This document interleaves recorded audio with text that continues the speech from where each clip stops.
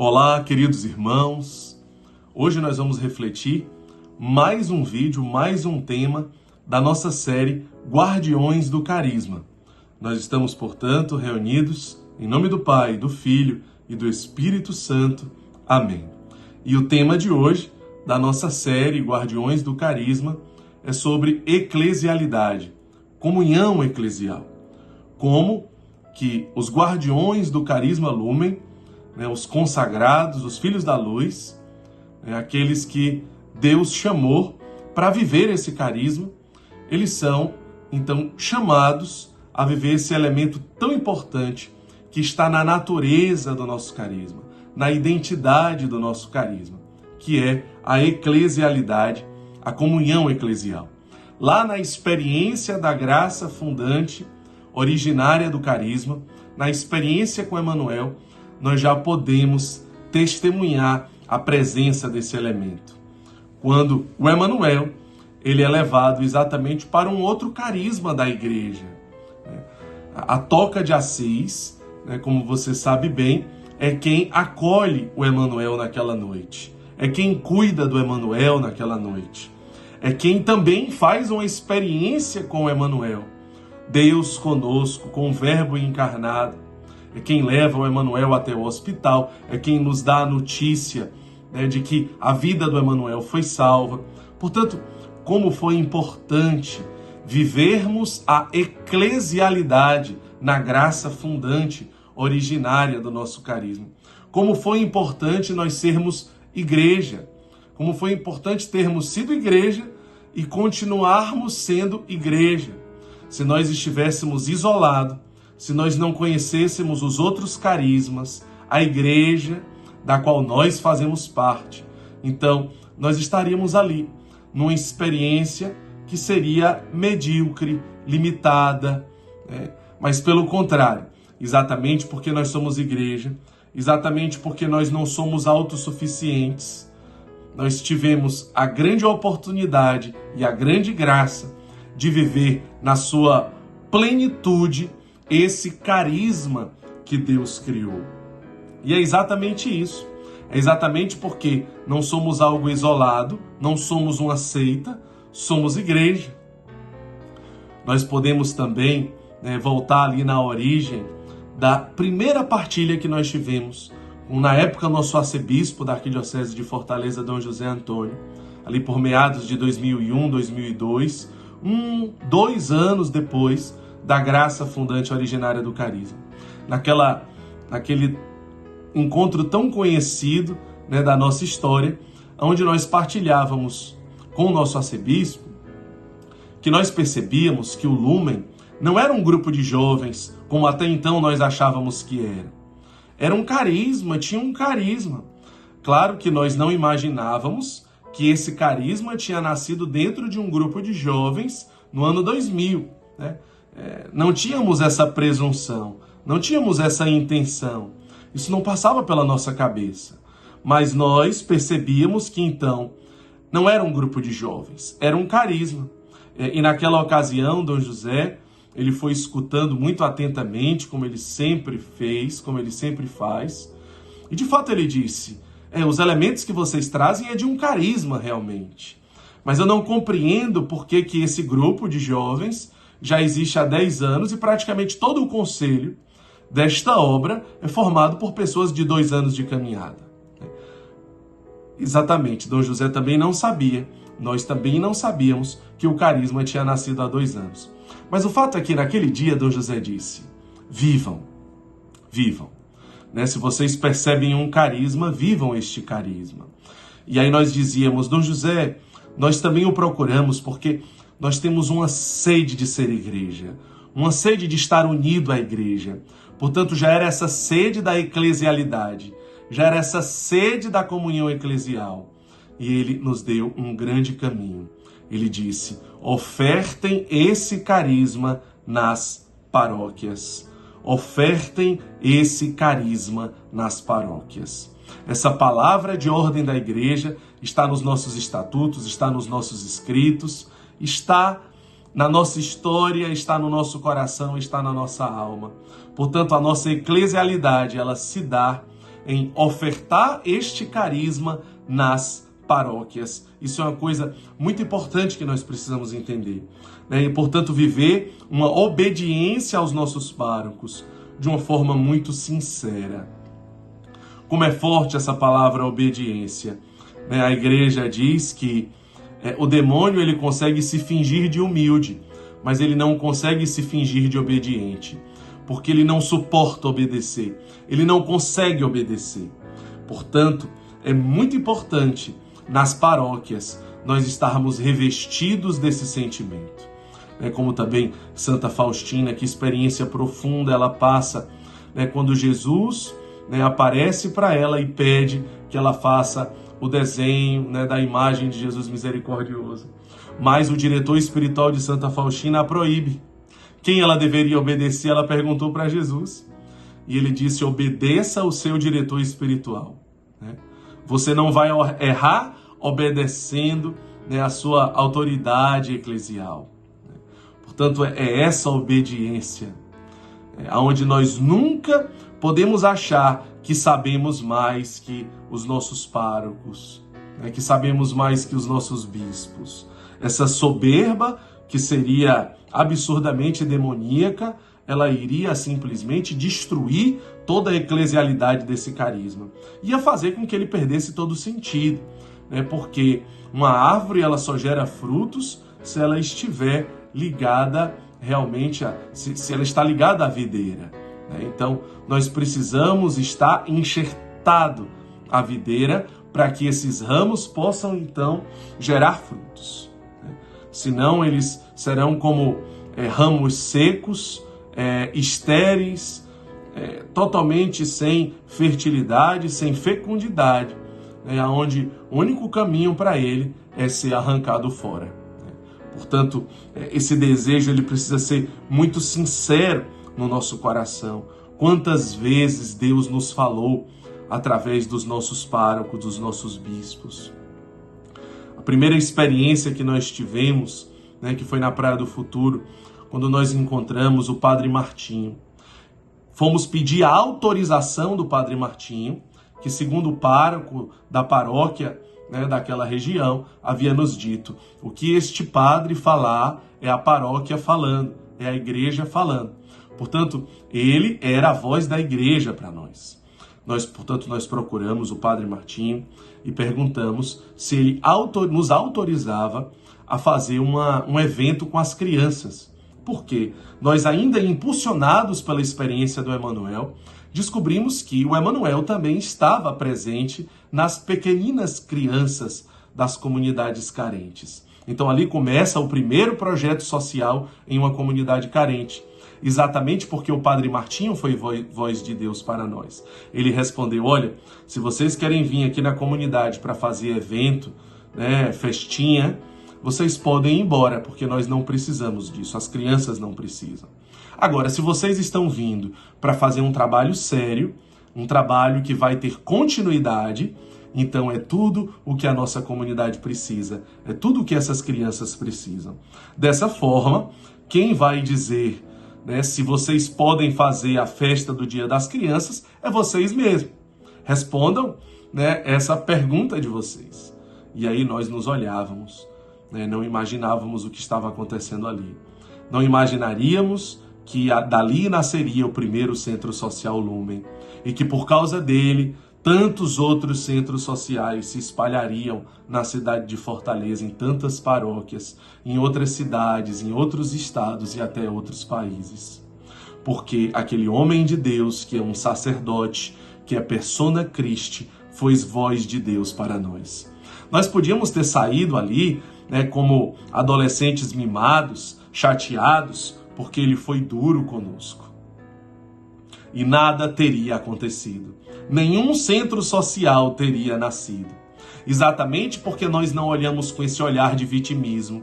Exatamente porque nós não olhamos com esse olhar de condenação, com esse olhar de soberba. Quem seria esse padre que está dizendo que não precisa da festa? Como não precisa da festa? Como ele pode falar assim? Não. Pelo contrário, graças a Deus, não por merecimento próprio, mas por muita misericórdia de Deus, nós olhamos com outro olhar. de um padre que nos acolheu naquela noite, que foi pai, foi firme, foi duro, mas porque precisava ser. Aqueles adolescentes precisavam escutar aquilo e graças a Deus nós escutamos. E quantas vezes, meus irmãos, ao longo da nossa história, Deus falou conosco através de tantos sacerdotes que foram persona Christi na nossa história, que nos mostraram o caminho. Quantas vezes Deus falou conosco através dos nossos bispos. Ao longo dos anos, a temática da espiritualidade de cada ano. Quantas vezes foram frases de Dom José Antônio? Isso de uma forma muito autêntica, de uma forma muito sincera. Não é porque a gente queria agradar, não é porque a gente queria bajular, de jeito nenhum.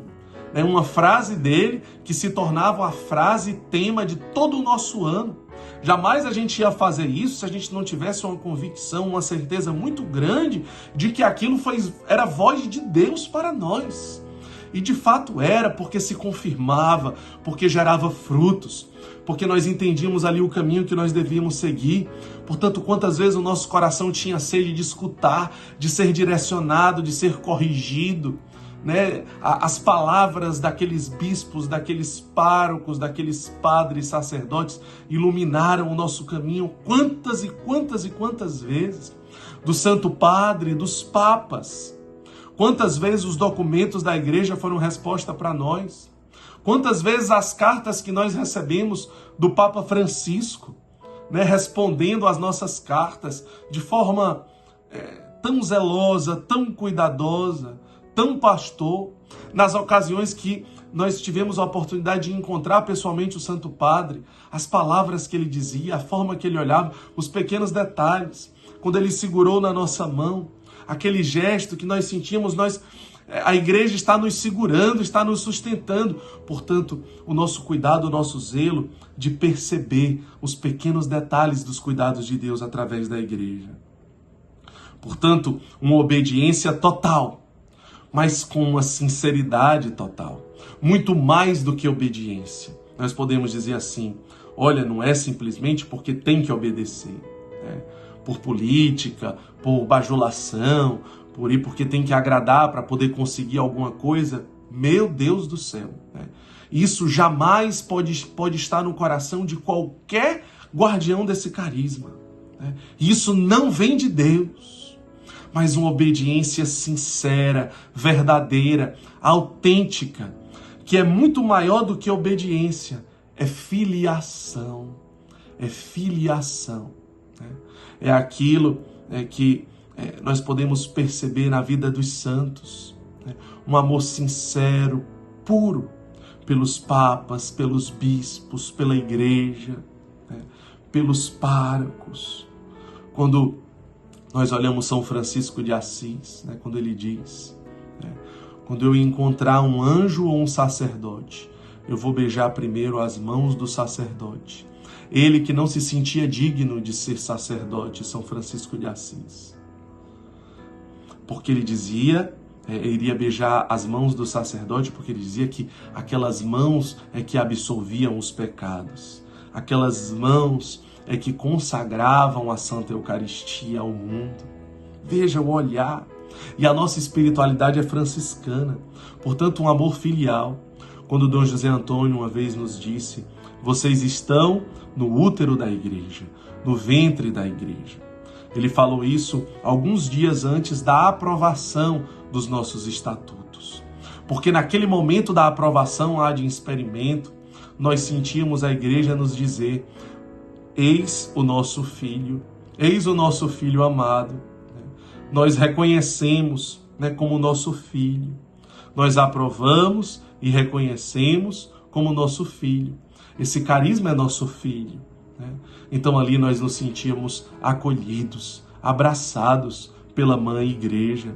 E sim, nós nos colocávamos no ventre da igreja, sendo filhos da igreja. Portanto, se trata de um amor filial, é uma obediência sincera, porque nós estamos obedecendo a nossa mãe, nós estamos obedecendo ao nosso pai, quando nós obedecemos com sinceridade aos nossos bispos e aos nossos párocos. Portanto, um amor sincero, um cuidado, um zelo, que se dá através de tantas formas.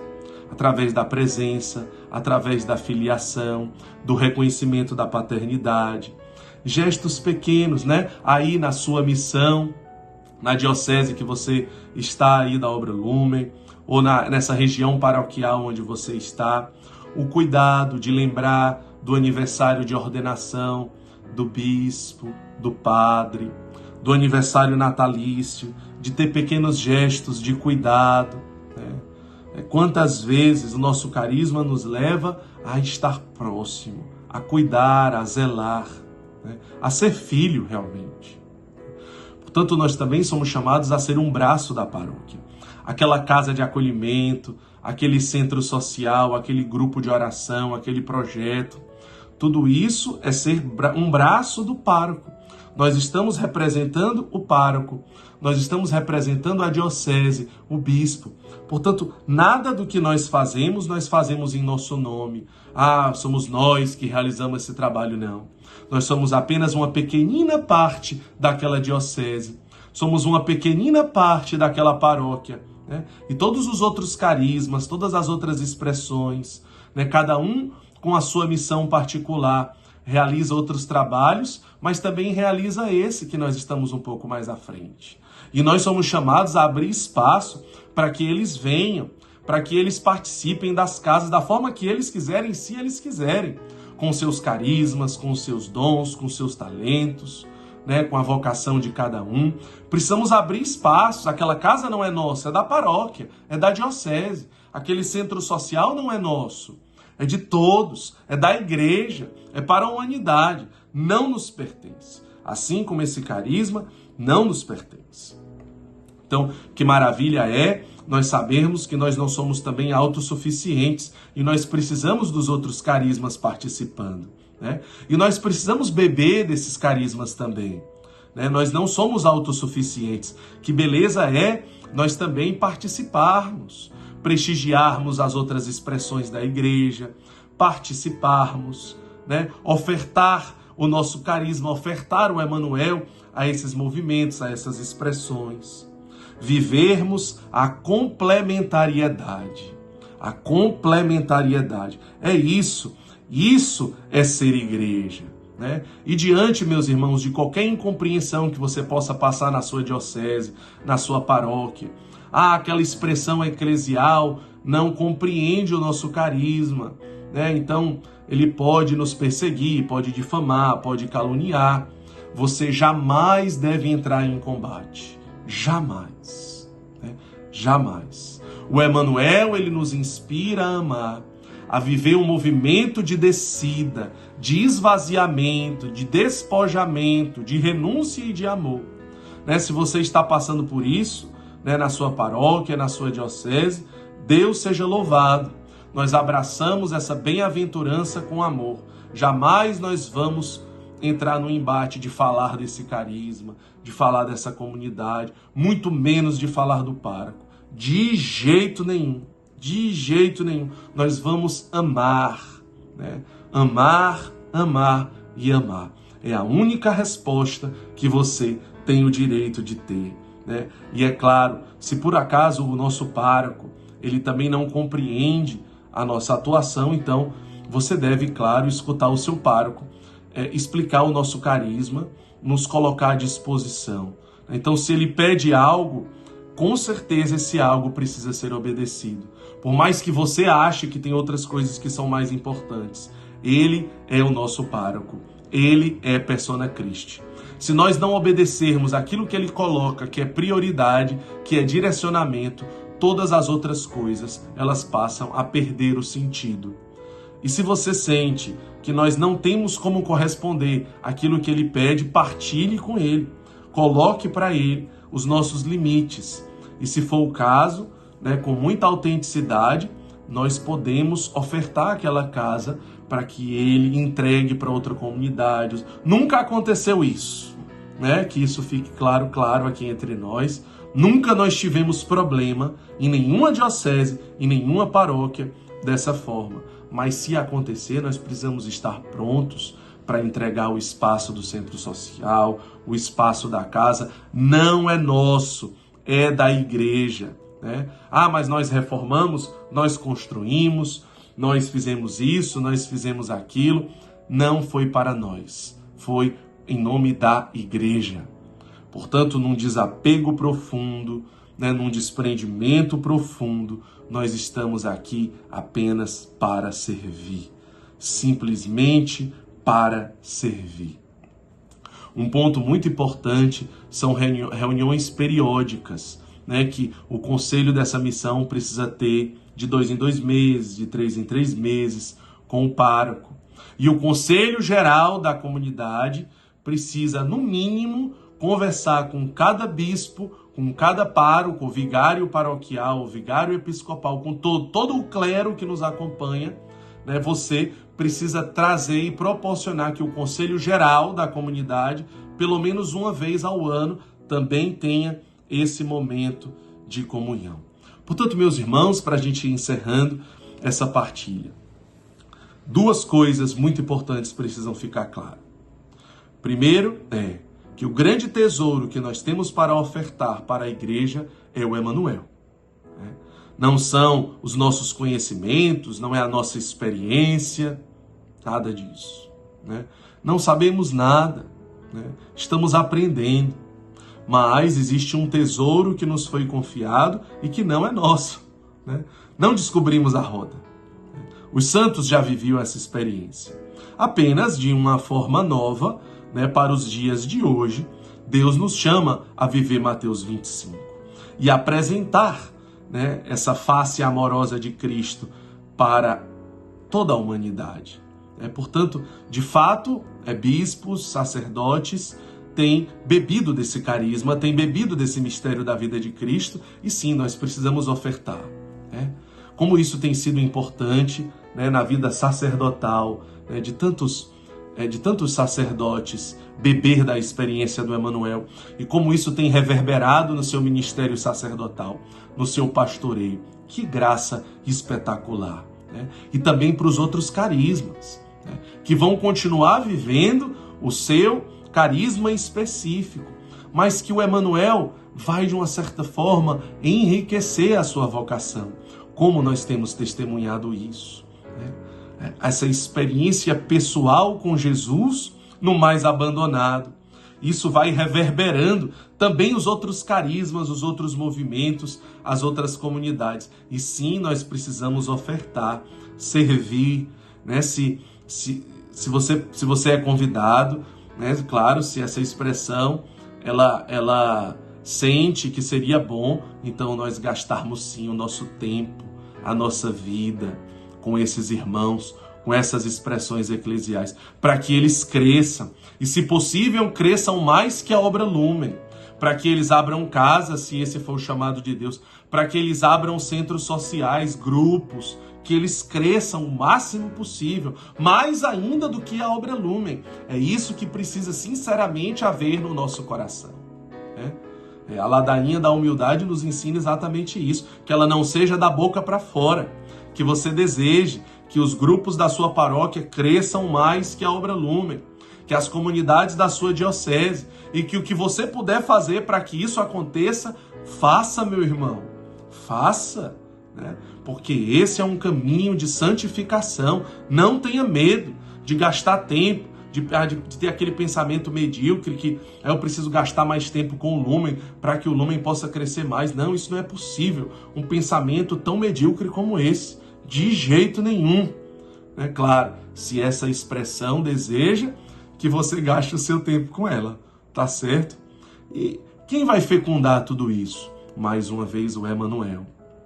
Quem vai fecundar esse despojamento, esse desprendimento, essa kenos, esse amor gratuito, esse amor incondicional, essa obediência profunda e verdadeira, cega no bom sentido, esse amor filial aos padres, aos bispos, que muitas vezes você vai encontrar dificuldades, mas que você vai amar, amar, amar e amar. Quem vai fecundar esse amor? O Emanuel, é claro. Então, meus irmãos, que o Emanuel possa ser a grande centralidade dessa eclesialidade e dessa comunhão que nós somos chamados a viver da forma que Deus criou esse carisma e essa vocação. Que Deus nos abençoe. Em nome do Pai, do Filho e do Espírito Santo. Amém.